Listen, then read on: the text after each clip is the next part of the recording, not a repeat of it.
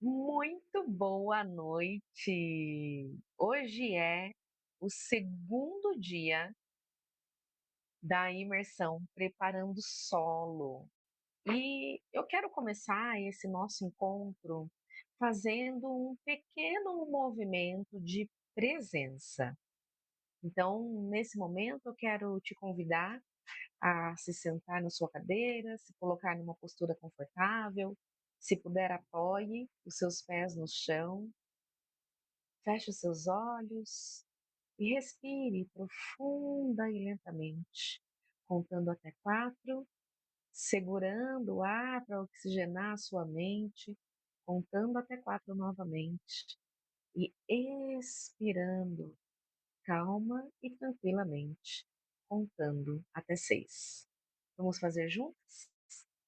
Respira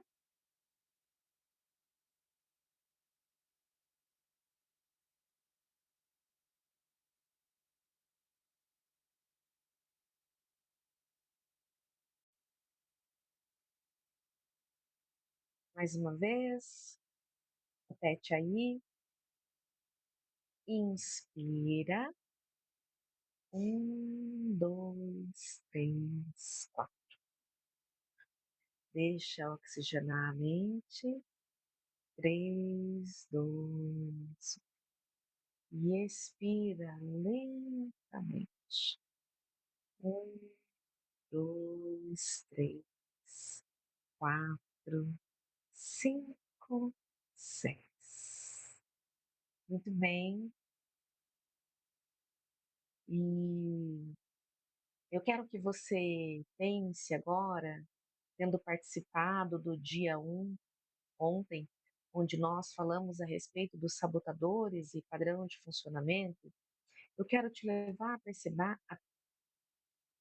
perceber, a pensar quais foram as suas percepções a respeito de ontem.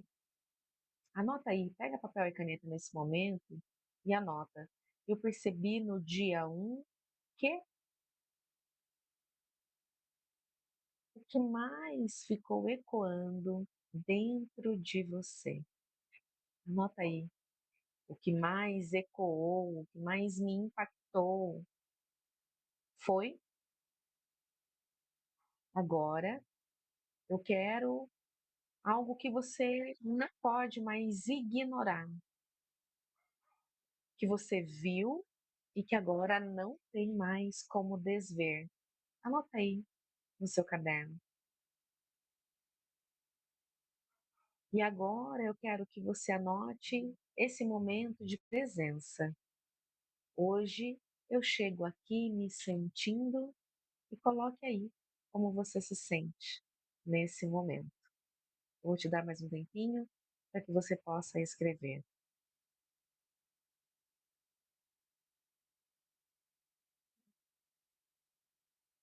Muito bom. Eu vou começar a compartilhar minha tela com você.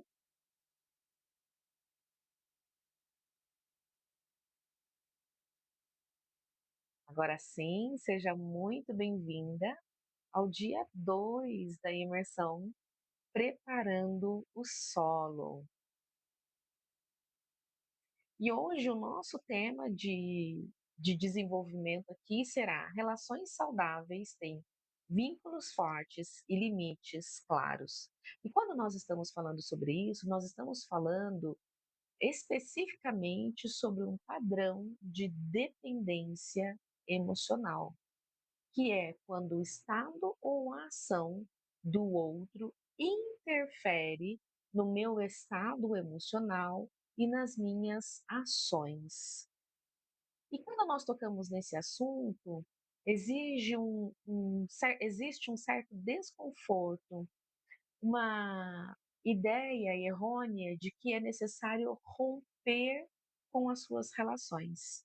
Mas não é sobre isso. Nesse momento, você aprende a construir relações saudáveis com vínculos fortes e limites claros. Esse é o lugar para o qual nós vamos caminhar hoje. Você vai entender ao final desse dia ou dessa noite, melhor dizendo, Qual é o custo invisível que você anda carregando para sustentar as suas relações? Esse custo invisível está ligado à sua dependência emocional e também está ligado ao que nós vimos ontem, falando sobre a origem dos padrões de comportamento que acontecem lá na sua primeira infância, durante o período em que você está se formando, tendo ali algumas percepções a respeito do mundo, criando sua própria referência e seu próprio repertório, a sua própria leitura dos fatos e, com isso, a sua história. E para nos proteger, a nossa mente cria alguns mecanismos, e dentre esses mecanismos, ela faz uso do que nós chamamos aqui de sabotadores, que são mensagens, uma voz que vem na nossa mente dizendo que a gente não pode, que é errado, que não é o momento, que é soberba, que nós vamos nos desconectar, decepcionar pessoas, e tudo isso vai fazendo com que a nossa vida fique lenta e parada. Esses padrões disfarçam a dependência emocional. Então você não consegue perceber porque age de uma maneira tão natural, tão corriqueira, tão sua, que é como se você fosse o próprio padrão e fosse a própria dependência emocional. E essas são algumas atitudes que você toma sem nem perceber. O excesso de controle nas relações. A isso nós chamamos de dependência emocional ativa, quando eu quero controlar todas as ações do outro, inclusive como ele se sente quando eu falo sobre alguma coisa. A necessidade de aprovação. Nós, seres humanos, temos uma necessidade natural de reconhecimento. Mas quando nós olhamos aqui para este lugar, essa necessidade de aprovação pode nos fazer paralisar, porque nós temos medo de decepcionar pessoas. A dificuldade de existir sem ter uma função na vida do outro. Então, eu me coloco num papel de ser importante na vida da outra pessoa. E, por fim, a confusão entre amar e se perder dentro do outro. Quando você já não sabe mais separar quais são os papéis. Então, é aqui que nós conseguimos entender como a origem dos padrões interfere e se disfarça dentro da própria dependência emocional. Até aqui, eu espero que esteja claro que ontem nós estávamos falando sobre percepções e hoje nós estamos falando sobre decisão.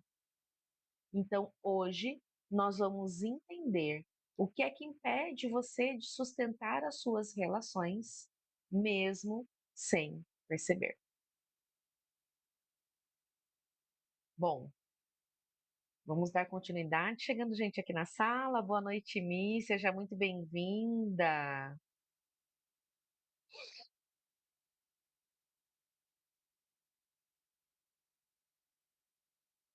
E o que acontece? Ontem você deve ter percebido alguns padrões, como você já percebeu outras vezes. Também já deve ter feito algumas outras vezes o fato de se comprometer. Eu vou mudar, eu vou fazer diferente, isso não vai me parar mais. Eu não vou mais cair nessa cilada, eu não vou mais cair na conversa da minha mente.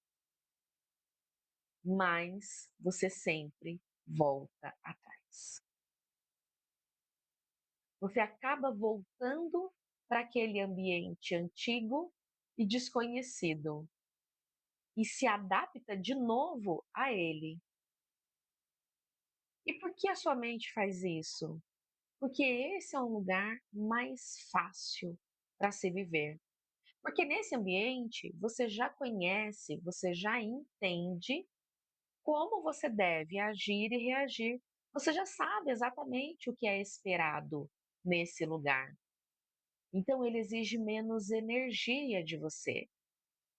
Quando você volta para o ambiente antigo e se readapta a ele, a sua mente está dizendo para você seguir em frente, mudar de degrau, mudar de patamar, mudar a sua postura é perigoso, porque nós não sabemos como lidar com as nossas emoções e como as pessoas vão receber isso a partir do momento da nossa mudança. E acende então esse sinal de perigo, esse sinal de medo. E aí, para te proteger, ela faz com que você volte ao velho padrão. Quantas vezes você já viveu isso? E por que você volta para o velho padrão? Porque a dependência emocional produz alguns danos. E nós vamos falar sobre esses danos da dependência emocional aqui. Então, um dos primeiros danos que a dependência emocional produz para te sustentar neste lugar por uma questão de sobrevivência, e eu estou reforçando isso, que é para você tenha clareza, não é um erro, não é um defeito, você não é um ser humano terrível porque vive essas coisas, muito pelo contrário. Isso é só uma forma de autopreservação. Está tudo bem ser quem você é. Até esse momento, você não tinha essas informações, mas agora você tem, e porque tem, saberá como reconhecê-las, nominá-las e como lidar com elas. Então, o primeiro dano da dependência emocional, não que tenha uma sequência, é o primeiro apenas que eu estou trazendo para você nesse momento, é o medo. E medo de quê, Mônica? Medo de errar, medo de perder, medo de ser demais, medo de ser de menos. Esse medo vem principalmente quando você está em uma relação e você toma uma decisão importante e aparece o medo, talvez, de perder aquela pessoa do seu círculo. Pensa aí agora por um minuto. Se você ganhasse hoje na Mega Sena, e você precisasse, a partir de agora, porque você quer mudar de casa.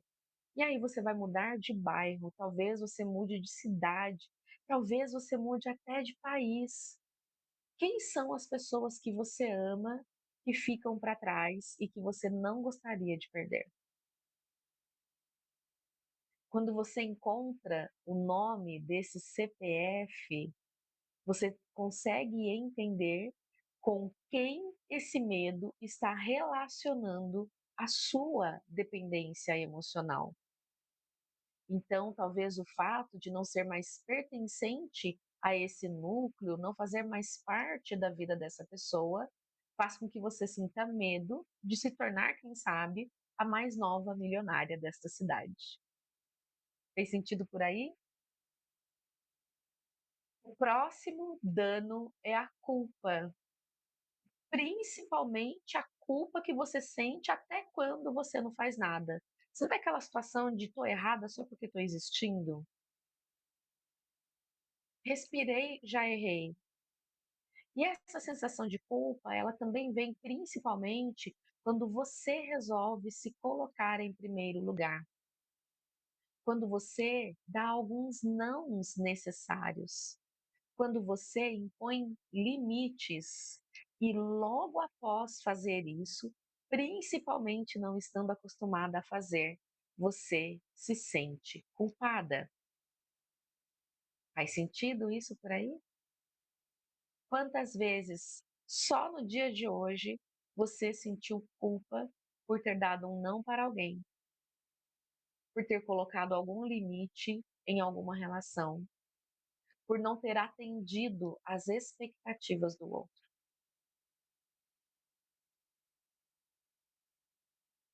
O terceiro dano da dependência emocional é a insegurança. A insegurança é aquilo que te faz diminuir a sua própria voz. É aquela que te mantém presa a padrões, que você sabe que poderia ir além, mas não vai, você se encolhe para caber na vida do outro. Muitas vezes essa insegurança ela vem disfarçada de humildade. É quando você diz assim, só para continuar pertencendo àquele núcleo de pessoas: "Ah, não, eu só preciso ganhar mais do que o suficiente para viver. Ah, não, eu só preciso de uma casa que tenha para mim, nossa, um teto, um banheiro e uma cozinha". Você tem medo de crescer. E essa insegurança se torna crônica, constante e com o passar do tempo, ela nem tem mais motivo claro.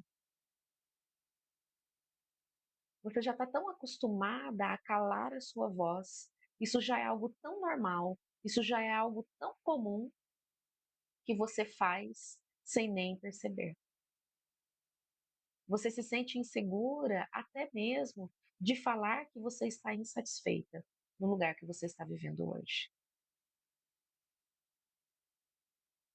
O quarto dano é a procrastinação. Esse daqui é um inimigo comum para 99% das pessoas. Hoje, inclusive, com alguns espectros de transtorno, como o TDAH, as pessoas colocam a procrastinação como algo que é um dano ruim, que é algo muito exacerbadamente olhado, sabe? Dá muita utilidade, era essa palavra que eu queria lembrar. Dá muita utilidade para a questão da procrastinação. Até como desculpa para a insegurança, como desculpa para a culpa, como desculpa para o medo, como desculpa para o próprio desânimo. Tudo é procrastinação. Até um certo ponto você falava que era preguiçosa. Agora a procrastinação já é desculpa, utilidade para o medo. Mas você precisa entender que este dano causado pela dependência emocional é um sinal de alerta para sua mente. Não é preguiça, não é medo, não é empurrar a vida com a barriga. Você só faz isso por um sistema de proteção emocional. Para quê? Para que você não reviva as dores da sua primeira infância. Nesse momento, você aciona sabotadores como o esquivo, como o hipervigilante, por exemplo. Então, você está o tempo todo cuidando das coisas para que nada saia errado e se distrai daquilo que precisa fazer. E aí, o resultado é a procrastinação. E isso não torna você uma pessoa procrastinadora. Isso é apenas uma ação que você tomou. E que agora que tem esse conhecimento, você tem total poder, total liberdade para escolher, mais do que isso, para decidir fazer diferente. E por último, nós temos o desânimo. E esse é um padrão que ele chega bem depois. Ele faz com que você questione se vale a pena gastar sua energia, sua vida, seu tempo querendo subir de nível, querendo ser alguém maior e melhor do que essa sua versão atual. Se vale a pena, inclusive, você realizar os seus sonhos. O desânimo diz para você: ai, tá pensando nisso de novo para quê? Sonhadora, que bobagem, isso nunca vai se realizar. Para de gastar energia com isso. Corpo perfeito, saúde, viver até os 100 anos. Para quê? Para de gastar energia com isso. Compromisso de fazer aquilo que precisa ser feito, mesmo que isso seja difícil de ser feito. E, bom, sim. Para que você vai se comprometer mais? O desânimo sempre faz a sua mente pensar, questionar se vale a pena tentar. E chega a um ritmo que ele está tão intenso, tão encralacado em você, que você começa a confundir isso com depressão. Mas não é. Talvez não ainda. Talvez se torne, se você não decidir olhar para isso e calar essas vozes da sua mente. E observe que esses danos, eles se retroalimentam, né? Muitas vezes eu tenho medo porque me sinto culpada, muitas vezes procrastino porque tenho medo, muitas vezes desanimo porque procrastino. Eles se retroalimentam o tempo todo, o dia todo dentro da nossa mente. Tá fazendo sentido até aqui? Espero que sim. E a minha pergunta para você agora que você tem conhecimento disso tudo é: por quanto tempo você continuará a chamar de destino aquilo que é apenas um padrão de comportamento? Hoje, quando eu estava preparando esses slides, várias vezes me lembrei daquela música da Gabriela. Lembra dela? Eu nasci assim, eu cresci assim, vou ser sempre assim. Gabriela, é isso. Você acaba dizendo que isso faz parte do seu destino, que nada vai mudar, que nada pode mudar, mas não é sobre isso. É um padrão de comportamento. E a partir do momento que você nomeia esse padrão, a partir do momento que você toma consciência desse padrão, você pode mudá-lo. Basta uma simples decisão. Basta escolher fazer diferente.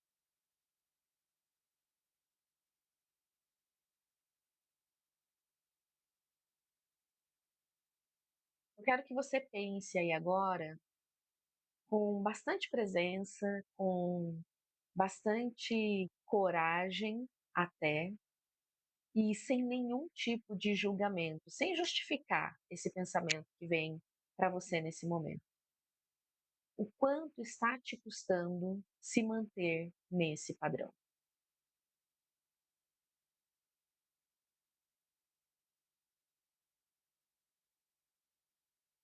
E agora eu quero que você responda: e se não precisasse ser assim?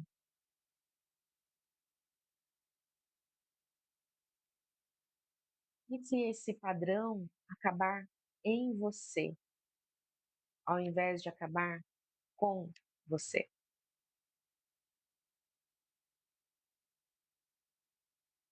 Você já parou para se perguntar: por que não eu? Por que não eu viver uma vida milionária na minha família? Por que não eu ser muito bem-sucedida na minha família? Por que não eu ter um relacionamento bacana com um companheiro que seja provedor, protetor? Por que não eu? Por que não eu frequentar lugares bacanas, ter um ciclo de amizade saudável, que não me julga por aquilo que fui, mas me impulsiona para ser sempre alguém melhor? E se você não precisasse manter o padrão que você tem mantido até hoje? Pensa sobre isso.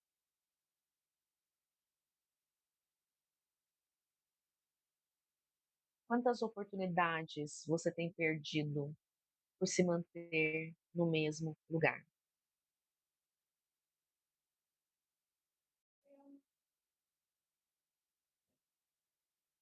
Quando uma mulher para de se sabotar, ela não se torna outra pessoa. Ela finalmente se torna ela mesma. Ela é o reflexo de quem ela é em sua essência. Daquela mulher que ela precisou calar, encolher, trancafiar para agradar, para pertencer, para ser reconhecida.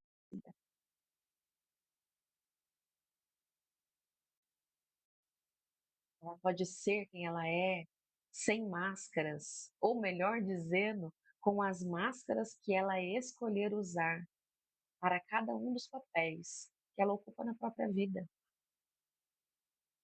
sem medo do julgamento, sem medo do abandono, sem medo de ser manipulada, sem medo de ser preterida nas situações, sem medo de ter suas ideias rejeitadas.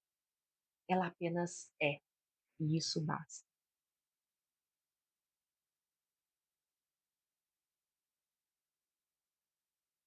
A maioria das mulheres não volta ao padrão porque ela não quer mudar.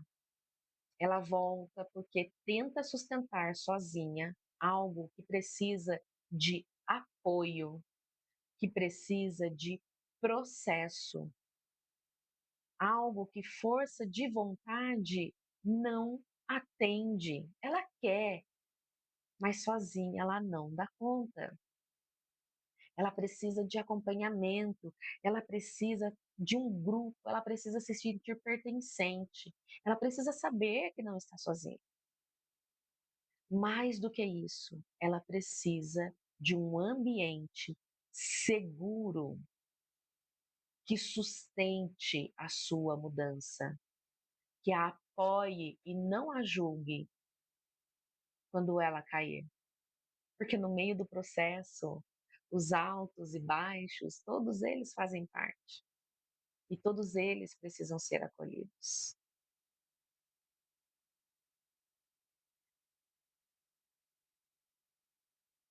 Eu vou parar esse compartilhamento aqui um minutinho e eu queria, antes da gente dar continuidade, fazer um movimento com você, um exercício. E eu quero que nesse momento a gente possa olhar você 3 meses à frente. Então, nós estamos entrando em março, então a sua versão, março, abril, maio, lá para o final de maio. Eu vou convidar mais uma vez você a fechar seus olhos, tomar uma respiração profunda e imagine que hoje é dia 25 de maio.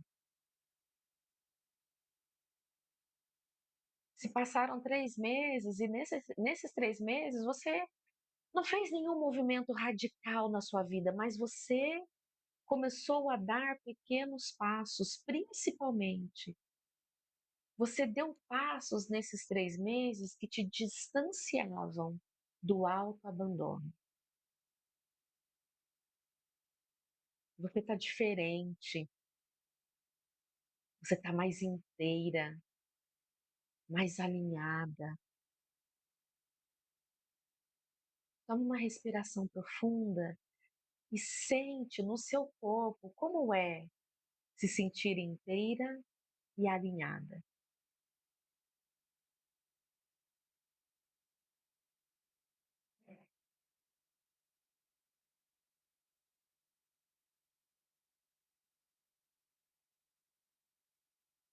Agora eu quero que você observe essa mulher. Como ela é, como ela se comporta. Será que ela dá conta de sustentar ou não sustentar? O que ela tolera e o que definitivamente não cabe mais na vida dela? O que essa mulher deixa morrer, porque já não pertence mais a quem ela é? Se você puder, anote essas percepções. Anote com verdade, sem julgamento, sem consertar, riscar por cima. Apenas deixa vir o que está aí dentro. E eu vou te dar uns minutos para que você possa escrever tudo isso. Eu vou repetir pausadamente algumas perguntas importantes para você. Como ela vive? Olhando para essa mulher daqui a 3 meses, quais são os medos que ela não tem mais? Quais são as culpas que ela não carrega mais? O que ela não tolera mais? O que ela prioriza, que é importante e inegociável para ela? Que crenças ela sustenta e o que ela deixa ir, o que ela deixa morrer? Porque ela tem consciência que existem alguns passos que ela precisa deixar ir para poder ir.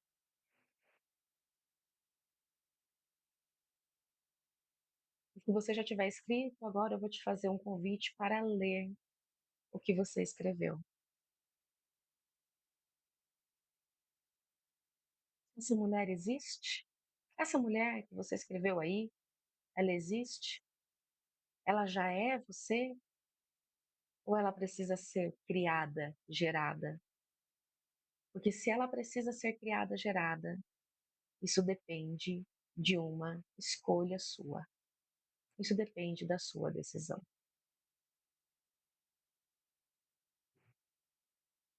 Eu quero te fazer uma última pergunta, ainda olhando para essa mulher. Se a sua decisão for não se tornar essa mulher daqui a 3 meses, aonde você estará? Que tipo de vida você estará vivendo?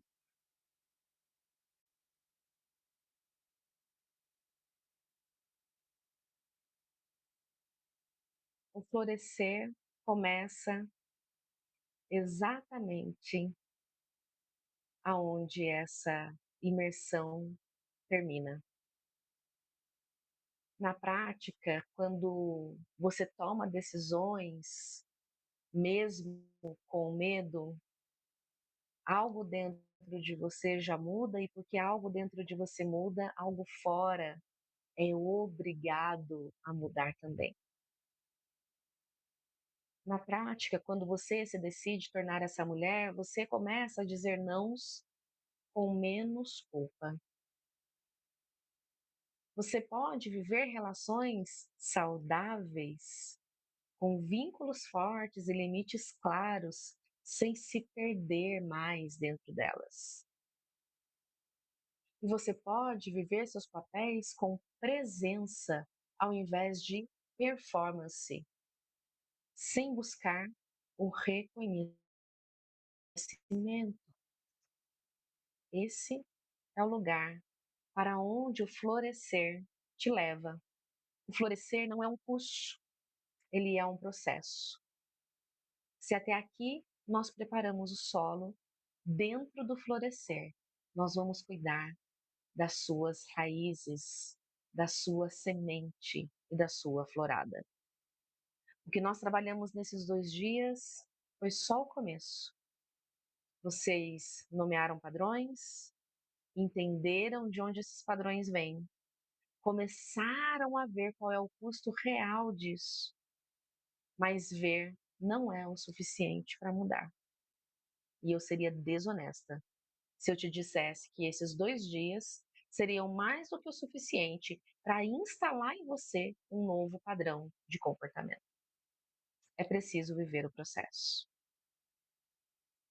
Então eu quero te pedir permissão para explicar como o florescer funciona. O florescer ele é dividido em 3 etapas, onde nós vamos trabalhar identidade, limite e sustentação. Na primeira etapa, onde a gente trabalha identidade, você vai tomar consciência do seu padrão de funcionamento e de comportamento. Na segunda etapa, no limite, a etapa do broto, você vai entender muito mais profundamente quando você ativa a sua percepção de autoabandono. E é aqui que você começa a realizar os primeiros movimentos de mudança. E por fim, na última etapa, a etapa da sustentação, quando você tem autorização para florescer e ser a sua própria essência com segurança. Esse é o caminho que nós faremos juntas. E para quem é o florescer? Ele é para quem já sabe e tem um padrão, mas ainda não sabe o que fazer com ele. O florescer também é para quem já tentou fazer de tudo e continua sempre correndo a corrida dos ratos, voltando para o mesmo lugar. E pode ser que você não se enquadre em nenhuma dessas configurações, mas você sabe que nesse momento, a partir de agora, depois de ter preparado o solo, você está pronta para ir mais profundo. Você está pronta para ir até a raiz.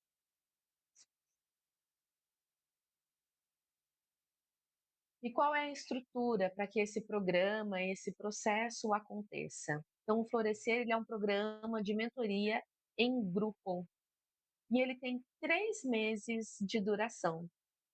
Durante esses 3 meses, nós teremos 6 encontros quinzenais, sempre às terças-feiras, às 19 horas. No intervalo desses encontros, então, 15 dias com encontro e os outros 15 dias nesse intervalo de encontro, vocês estarão comigo e com as mulheres do programa Florescer dentro de um grupo de WhatsApp. Esse grupo, esse ambiente que é seguro para te dar apoio, suporte, sustentação, ele é voltado para trocas e também para que eu possa fazer o acompanhamento e entregar para vocês movimentos que são pílulas de aceleração, vivências simbólicas e reflexivas que vão sustentar o seu processo de transformação. E muito importante dizer, todos os nossos encontros ficam gravados e essas gravações sobem para o ambiente do QIFI, ou seja, você pode reassistir ou se por algum motivo você não puder estar presente em algum dos encontros, você não perde nada, muito pelo contrário, você pode acessar a plataforma e assistir depois. E nós temos alguns bônus importantes dentro do grupo Florescer. E eu estou muito feliz por trazer essa mulher incrível, essa mulher de uma energia e de garra e de calor que só uma artista tem, Andréa Caraú. Ela é especialista em organização do tempo e especialista em lidar com mulheres autônomas. E esse é um perfil muito comum dentro do programa Florescer. Nós estamos indo para o segundo grupo. O primeiro grupo encerrou anteontem, na última segunda-feira, dia 23 de fevereiro. E eu posso dizer que 100% das mulheres que estavam lá exercem algum tipo de trabalho autônomo, são empreendedoras de alguma forma. Então, a Andrea vai vir para sintetizar essa questão de organização do tempo, tanto para elas que trabalham como home office ou para aquelas que são prestadoras de serviço, como organizar a própria rotina, aprender a se priorizar, vivendo a vida de uma mulher autônoma. Esse bônus é incrível demais. Também teremos essa pessoa maravilhosa, Natália Tamburini, trazendo para nós como nós vivemos relações amorosas saudáveis, aprendendo a reconhecer quando a dependência emocional se torna prejudicial nessas relações. Para além disso, nós veremos dentro do programa Florescer também muitas atividades junguianas e de programação neurolinguística que vão te trazer todo o suporte que você precisa para florescer. E este é o valor de investimento dentro do programa Florescer. O valor é de 12 parcelas apenas de R$ 99,70. E para as 3 primeiras que disserem seu sim para si mesmas nesse programa, eu vou dar um upgrade para o processo de autoconhecimento com a análise corporal. Então, você vai poder entender como que essa memória, essas dores ficaram gravadas no seu corpo, porque o seu corpo revela como a sua mente funciona, porque pensa como pensa, sente como sente e age como age. Mas esse é um bônus exclusivo somente para as 3 primeiras inscritas dentro do programa Florescer. Então, hoje eu quero dizer para você que o seu solo está preparado. E a pergunta é: você quer sustentar aquilo que você começou? Você está pronta para ir mais fundo? Eu abro o programa Florescer hoje com muita clareza, com muita maturidade, com muita responsabilidade e abro também com muita gratidão, porque essa etapa específica do programa Florescer, neste novo formato, abre as inscrições, abre o processo, melhor dizendo, para a Escola de Saberes Femininos. O Florescer prepara você, mulher, para que você possa caminhar futuramente para um processo de individuação ainda mais profundo, chamado Mulheres de Raízes. O Florescer, ele não é um pré-requisito para o Mulheres de Raízes, mas ele te prepara para viver isso com muito mais presença.